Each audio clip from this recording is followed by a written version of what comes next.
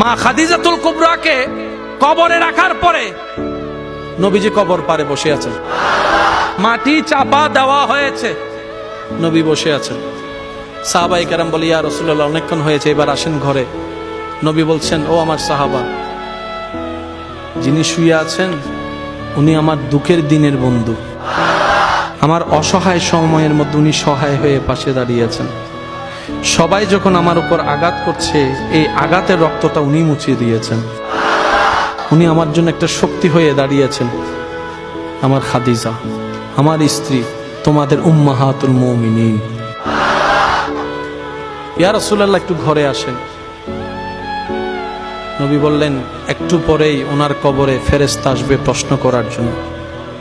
আমি নবী বসে আছি, আমার খাদিজার প্রশ্নের উত্তর আল্লাহর হুকুমে খাদিজার পক্ষ হয়ে আমি নবী উত্তর দেওয়ার জন্য। পৃথিবীর সমস্ত ভালোবাসার বন্ধনকে পিছনে ফেলে আপনার আমার নবীর জীবনীকে একটু খেয়াল করে দেখেন। সমস্ত রোমান্টিকতার হাই রোমান্টিকতা আমার নবীর জীবনের মধ্যে আছে।